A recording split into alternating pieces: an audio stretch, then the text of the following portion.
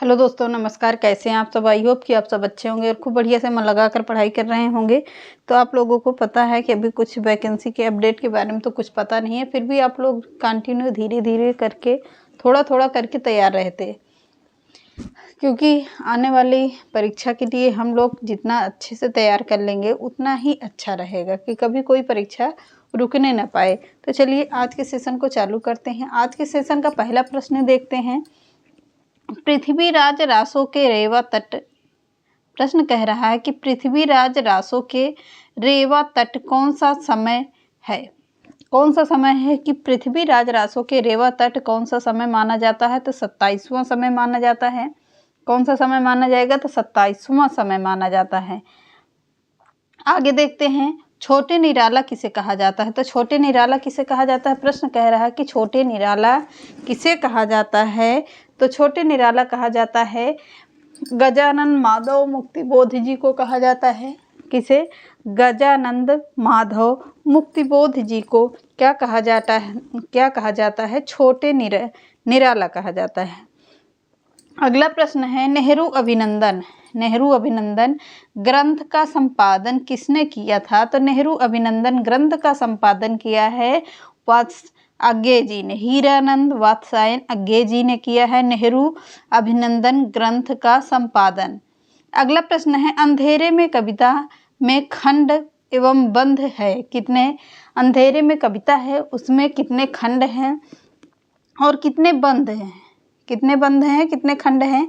8 खंड माने जाते हैं और 71 यानी कि 71 बंध माने जाते हैं। क्लियर हुआ? आगे बढ़िए। अमीर खुसरो का जन्म कब हुआ था? प्रश्न बहुत ही इंपॉर्टेंट है। तो अमीर खुसरो का जन्म कब हुआ था? तो 1253 ईस्वी में हुआ था। कब हुआ था? तो 1253 ईस्वी में हुआ था। पहेलियों और मुकरियों के जनक कौन माने जाते हैं? अमीर खुसरो। ये कोई भी बात कहते थे तो अमीर खुसरो जी अब पहेलियों के द्वारा कहते थे या मुकरियों के द्वारा कहते थे, तो इनके लिए और खड़ी बोली के जनक भी यही माने जाते हैं। कौन? अमीर खुसरो ने। और अगला प्रश्न देखते हैं, अंधेरे में कविता का सर्वप्रथम शीर्षक रखा गया था। अंधेरे में कविता का सर्वप्रथम शीर्षक क्या रखा गया था? आशंका के दीप। क्या रखा गया था? आशंका के दीप रखा गया था। आशंका के दीप में अंधेरे में, आशंका के दीप यानी अंधेरे में रखा गया था।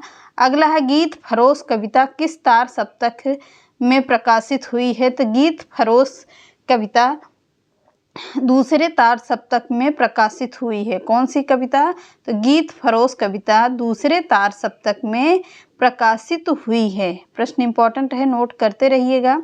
अंधेरे में कविता को अस्मिता की खोज की आलोचना कहा है। तो अंधेरे में कविता है उसमें अस्मिता की खोज किस आलोचक ने कहा है? तो डॉक्टर नामवर सिंह ने कहा है। किसने कहा है? डॉक्टर नामवर सिंह ने कहा है। अगला है, प्रिय प्रवास का प्रकाशन समय माना जाता है। तो प्रिय प्रवास का प्रकाशन समय माना जाता है। कब माना जाता है? प्रिय प्रवास का प्रकाशन समय माना जाता है 1914 से या 1914 या 1912 ईस्वी का माना जाता है। प्रिय प्रवास का प्रकाशन समय 1914 से या 1912 ईस्वी से माना जाता है। अगला प्रश्न है, अंधेरे में कविता को विद्रोह और रचना का संपृक्त अनुभव किसने माना है? तो अंधेरे में कविता को विद्रोह और रचना का संपृक्त अनुभव किसने माना है? तो डॉक्टर राम स्वरूप चतुर्वेदी ने माना है। अगला है, भवानी भैया का व्यक्तित्व तूफानी आ रहा है।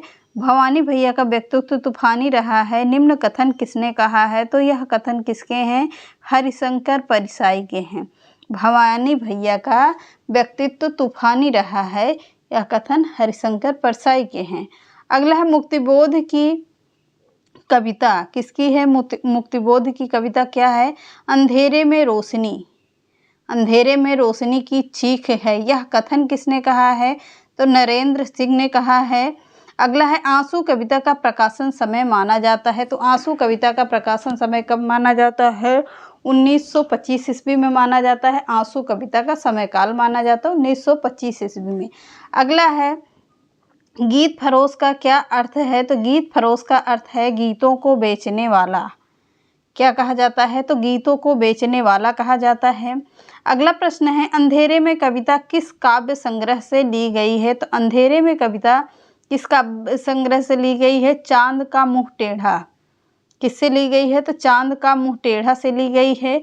अगला है, निराला की जूही की कली किसकी है? तो निराला की जूही की कली, जूही की कली व जागो फिर एक बार कविता किस काव्य संग्रह में संकलित है? निराला की जूही की कली व जागो कविता एक बार फिर कविता में किस कविता में संकलित है? तो किस में होगी? आगे देखते हैं किस में संकलित होगी? तो परिमल में संकलित है। किस में? परिमल में संकलित है। अगला प्रश्न है, हिंदी का मेघदूत किस रचना को कहा जाता है? तो हिंदी का मेघदूत आंसू रचना को कहा जाता है। आंसू किसकी रचना है? जयशंकर प्रसाद की रचना है। आंसू, झरना सभी रचनाएं किसकी हैं? जयशंकर प्रसाद की रचनाएं हैं।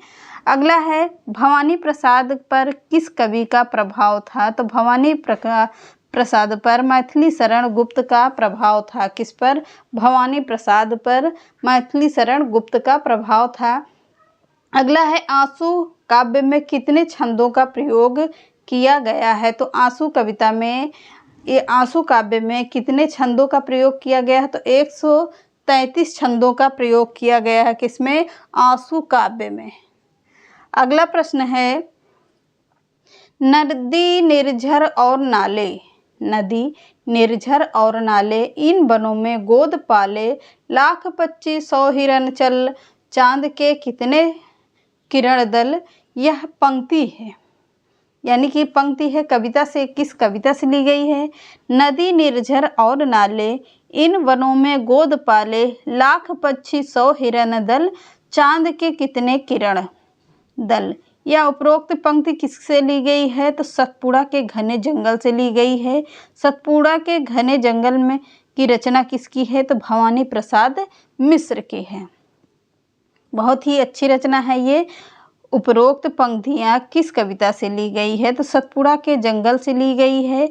सतपुड़ा के जंगल किसकी रचना है? तो भवानी प्रसाद मिश्र की रचना मानी जाती है। अगला प्रश्न है, अज्ञेयकृत असाध्य बीड़ा का रचना काल क्या है? अज्ञेयकृत यानी कि अज्ञेय के द्वारा लिखा गया असाध्य पीड़ा, असाध्य बीड़ा का रचना काल माना जाता है 1916 ईस्वी से माना जाता है। कब से? 1916 ईस्वी से माना जाता है।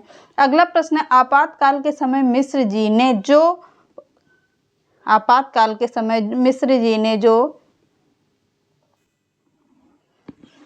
आपातकाल के समय मिश्र जी ने जो कविताएं लिखी वो किस पुस्तक में संकलित हुई है? तो आपातकालीन काल के समय मिश्र जी ने कौन सी कविता लिखी थी जो किसमें प्रकाशित हुई हैं? आपातकाल में त्रिकाल संध्या। यह एक ऐसी पुस्तक है जो आपातकाल के समय मिश्र जी ने कविताएं लिखी, जो वो किस पुस्तक में संकलित होंगी? त्रिकाल संध्या में है।